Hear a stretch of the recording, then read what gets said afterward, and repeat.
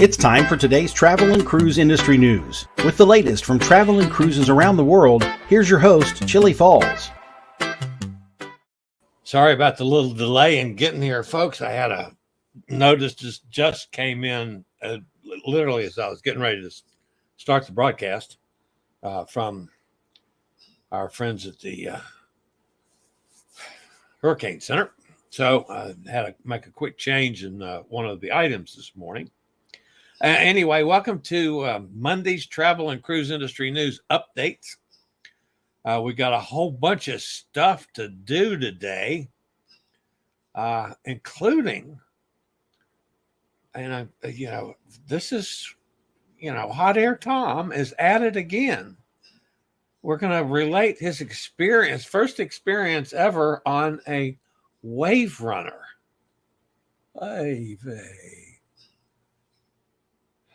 So that'll be a little later. All right. Everybody's probably sick and tired of hearing about Hurricane Ada. She was a doozy. Currently, it's moving northward over southwestern Mississippi. Dangerous storm surge and flash flooding continues over portions of southeastern Louisiana, southern Mississippi, and southern Alabama. The latest numbers I had, it was 65 miles south-southwest of Jackson. That probably has been updated. It's a little closer now, maybe 55 miles, because it's not moving very fast. Maximum sustained winds were 45. They've probably dropped down now to 30 or so. Moving at 8 miles an hour, pressure's up to 993. It was 933 yesterday. That's the lowest pressure I've ever seen since I've been tracking storms. It's supposed to pick up some speed as it's expected to pick up speed tonight and continue tomorrow. On the forecast track, the center of Ida will move further inland over Louisiana and into Mississippi today. Ida is in forecast to move over central and northeastern Mississippi this afternoon and tonight, across the Tennessee Valley on Tuesday. Of course, rapid weakening is forecast during the next day or so, as Ida is expected to become a tropical depression, possibly by late tonight. And of course, search and rescue operations are ongoing today all over the Gulf Coast. And as bad as this was yesterday, folks, I'm afraid we're going to get some bad news today. The sort of interesting portion of this is the latest cone of intensity, of no telling where it's going to go, but the latest one says that I'm right back in the path of this thing again here at the farm in Virginia. So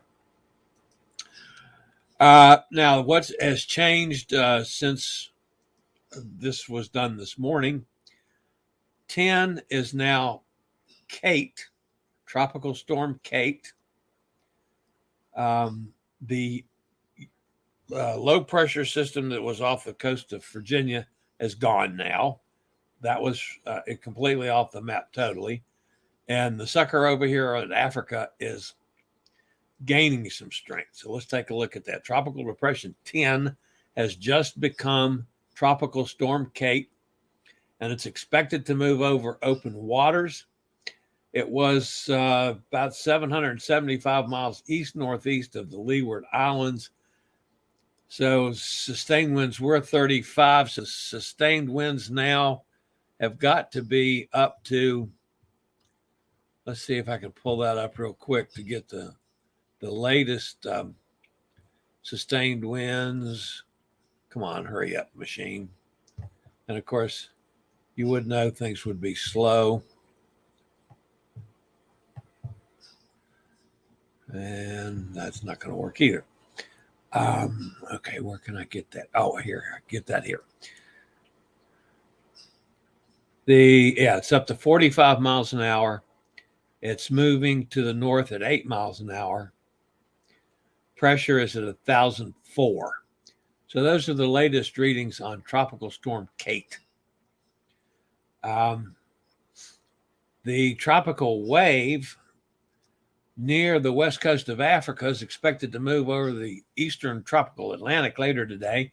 Environmental conditions appear conducive for the development of a low-pressure area once the wave moves offshore, and a tropical depression is likely to form by the middle or latter part of next week. While the system moves west to northwestward at 10 to 15 miles an hour over the eastern tropical Atlantic, they're saying 60% chance of further formation in the next 48 hours, 80% chance in the next 5 days. So this is one we're going to have to watch seriously. Now, the Ida, when it hits so bad yesterday, that's a typical picture of you could see all over the southeast Gulf Coast. You couldn't see anything. It was raining so hard and the wind blowing so bad. And of course, in the after effects, scenes like this all over the place. This was in downtown New Orleans, and New Orleans didn't get the direct hit. It was a little west of New Orleans. But that's right on the corner with Cafe Monde. And this one just flipped me out. I guess that guy's taking a selfie with a wave behind him. Is he nuts? Holy cow. All right, now, while all this was going on, we still had Nora, which they did finally mention it. I shamed them into mentioning it on the Weather Channel yesterday, but they didn't cover it as much as it should have been covered. Of course, I understand about Ida took precedent. But Nora did actually go ashore, and dissipated but heavy rains from its remnants will continue to spread northward and northwestward during the next couple of days. Landfall was yesterday near Puerto Vallarta. Currently, it's about 65 miles east-southeast of Las Noches, Mexico. Winds have dropped back down to about 30 miles an hour. It's moving northwest at 9. Pressure's up to 1,006. Additional rainfall of 3 to 6 inches with isolated maximum totals of 10 inches is possible along the coast of Sinaloa and across Sonora through tomorrow, beginning Wednesday. And then another reason why this storm should have been on the Weather Channel's radar, remnants of Nora will bring heavy rainfall and potential for scattered flash flooding to portions of the southwestern United States and central Rockies. And they were ignoring it totally. So, anyway, and just to show you that this was no laughing matter off the coast of Mexico, that's in Puerto Vallarta. And this is in Manzanilla. So those are two of the cruise ports that, we have people from this country going to every day now with cruises out of Los Angeles now that they've started. So anyway, glad the weekend's over. Oh, I see Sonny's with us. Sonny, I hope you guys are doing okay there in Mississippi. You might drop a chat in on how things are when I get back over to the chat room, which I will eventually today. All right, Royal Caribbean. In a video that was posted by Royal Caribbean's Loyal to You Always YouTube channel, quite frankly, I didn't know there was such a thing, which is the official channel for Royal Caribbean International's trade loyalty program. Richard Fain, Royal Caribbean's group president and CEO, spoke about the battle the company is facing with its fight against the Delta variant and COVID-19 in general. Mr. Fain remains confident that the fight can only be won through vaccinations and believes the battle the cruise industry faces with the Delta variant is similar to the battle of the Allies and the Germans fought out in Second World War. I'm not particularly fond of that analogy, but I see where he's coming from. Only weeks ago, Richard Fain spoke about the battle that was almost over, believing the worst was behind us.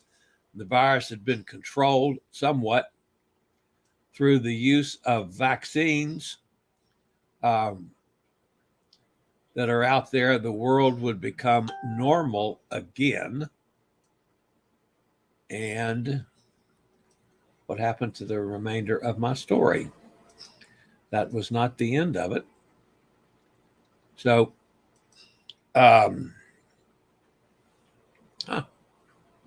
strange.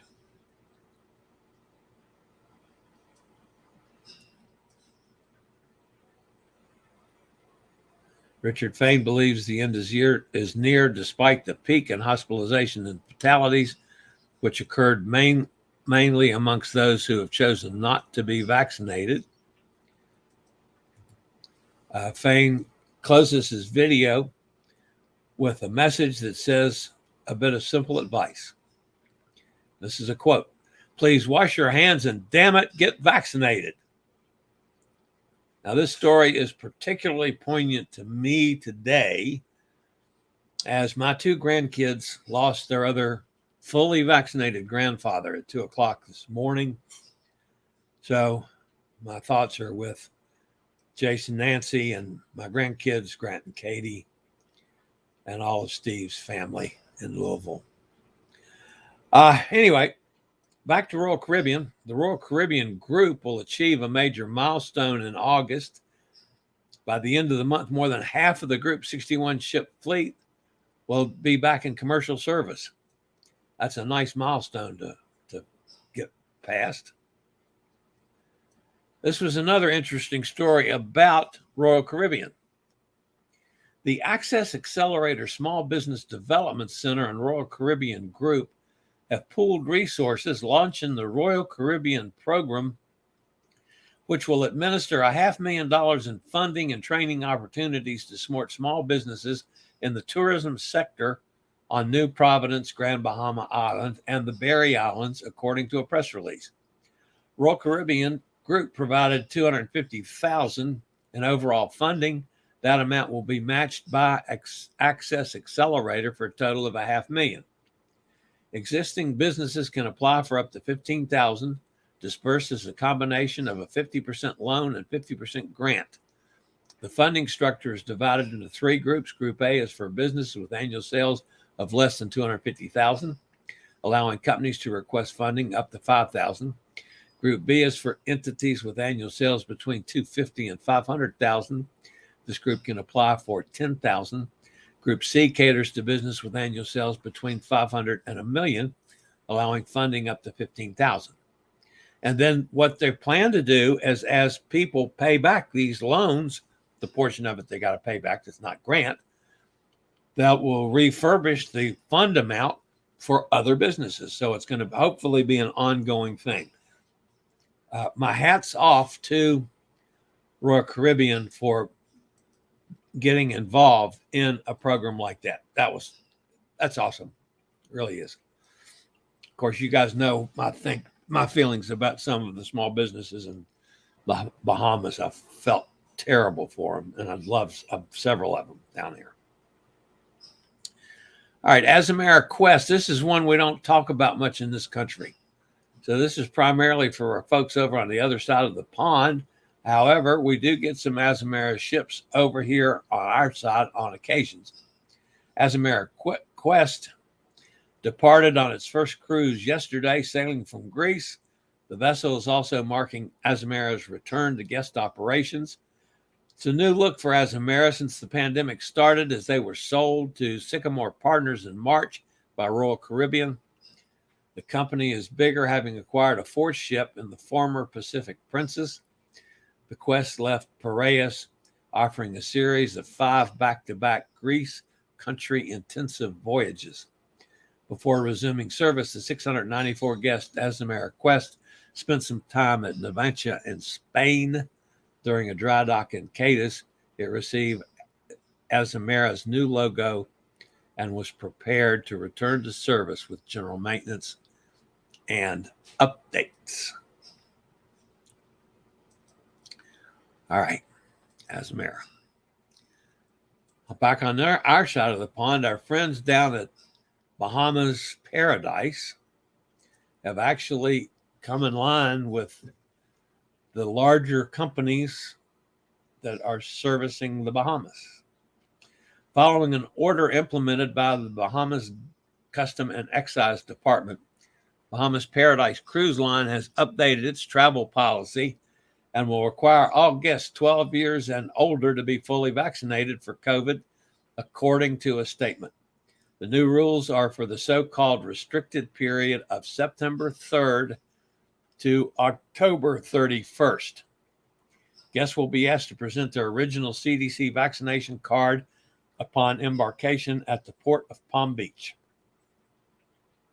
Guests will be considered fully vaccinated if they have received their second in a 2-dose series, such as Pfizer or Moderna, or their single dose of Johnson & Johnson at least 14 days prior to their cruise departure date. Those who are booked on Bahamas Paradise cruise and are not fully vaccinated or will not be vaccinated 14 days prior to their departure may move without penalty to a new sailing date following the October 31st expiration of the Bahamas order if the Bahamian government doesn't continue it on further, which is still a possibility depending on what this Delta variant does. As it doesn't look any good in our country in a number of places. So, NCL, Norwegian Prima, floated out this weekend. Floated out from Fincantieri's Marghera shipyard in Venice, the first of 6 in a class of new builds for the Norwegian cruise line. A ship's float out is always a significant milestone, but this one is particularly special, said Harry Sumner, president and CEO of Norwegian Cruise Line. Our 18th ship, Norwegian Prima, I'm not sure how they're going to pronounce that, Prima, I guess, represents an exciting new chapter for our brand and the first vessel to be delivered in our groundbreaking new Prima class, or Prima class, whichever way they're going to say it. And I guarantee you I'm going to be wrong. By the way, folks, in case you missed out on it, our friend Lady Nora up there in Alaska posted a video about her surprise birthday party, which is fabulous. So up the top of the chat box, I put a link to her video, and it's also down in the description of today's show underneath. That's down there too, so you can find it. I mean, we know Lady is so much fun to start with, but her mother pulled off a beautiful surprise, and the excitement you feel in watching that video is just wonderful. So those links are there. All right. Not so wonderful is what they're going to do over here in Venice. That's on the other side of the pond, in case you're not aware of it. The Italian city, beloved for its romantic allure and captivating canals, will finally put into effect new measures to combat the massive crush of tourists that have overrun the city in recent years. Lawmakers announced that starting in the summer of 2022, that's next summer, folks, an advanced reservation system will be in place, and most visitors will have to pay an entry fee to enjoy all Venice has to offer. The fee, essentially a tourist tax, has been in the works since 2019, but political stuff got in there and kept delaying it for various reasons. And then, of course, the pandemic came along. It's going to be somewhere in the vicinity of $12 in the heart of the season, might be as low as $3.50. That's in American dollars. Of course, you can convert that to Euro dollars off season. Travelers who are staying in local hotels will be exempt from the entrance fee because overnight guests in the city already pay a nightly tax. So that takes care of that. And what happened to my pictures from Tom? That's interesting. They're not where they're supposed to be. Okay, so Hot Air Tom, if I can find them. Yeah, let's see if I can get them pulled up real quick. I may have to put this off until tomorrow because I can't sit here and just tread water while I'm trying to unload them. Okay, Tom is down in I'm not sure how to pronounce it, Azamara at the Chica Lodge, and he went on his first ever wave runner, and I've got proof of it. It's just that with everything going on this morning and some personal issues involved as well, I didn't get his pictures loaded into StreamYard. So we're going to do that tomorrow morning. And I'd asked Tom if he had a signal to get him to come on and provide some dialogue as opposed to my dialogue, which would clearly not be truthful. I mean, let's face it, I would be picking on Tom and Cindy a lot if my dialogue is used. So we'll do that tomorrow. But I promise you, folks, Hot Air Tom, best known for hot air ballooning, is now a wave runner expert as well.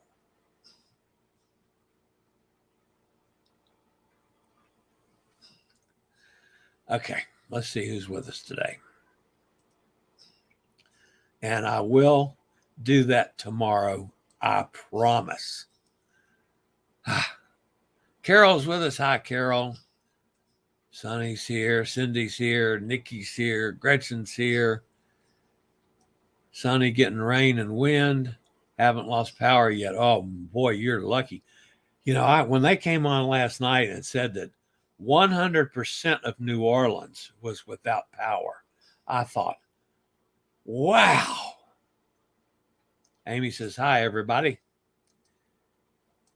Jason says, Carnival Glory was on the way to New Orleans when Ida hit. Yeah, that changed, I promise you.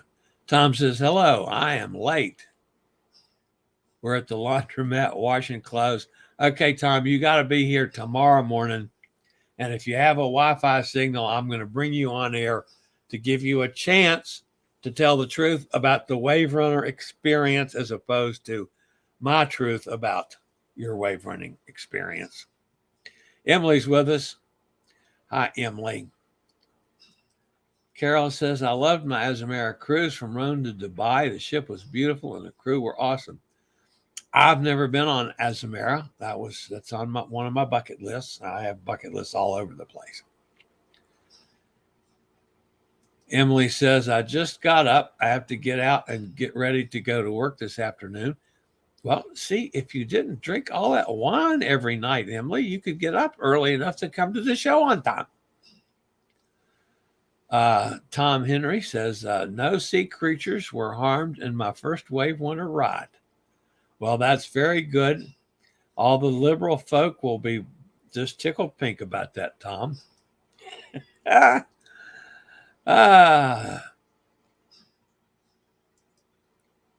hotel has a good Wi-Fi, so we should be good.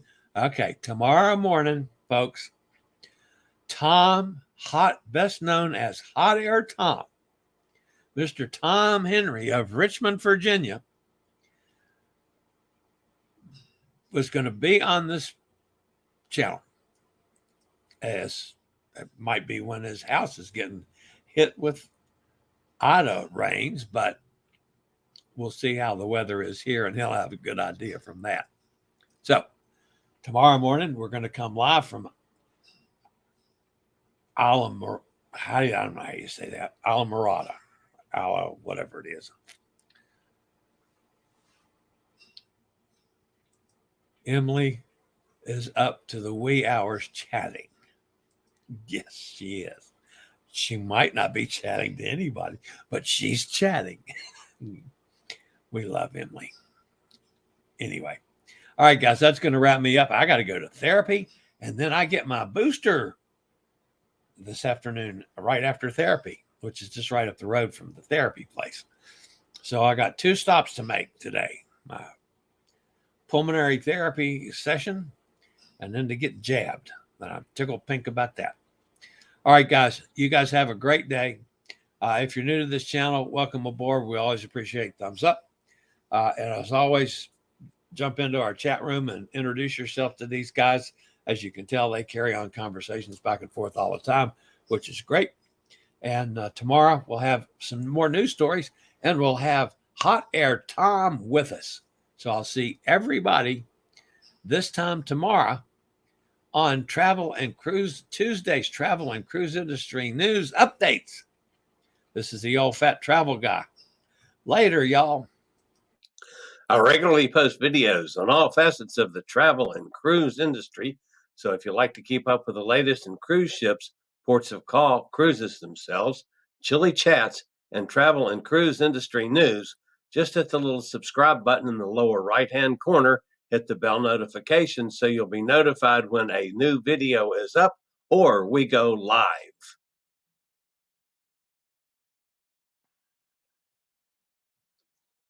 This video was produced by Chillie's Cruises.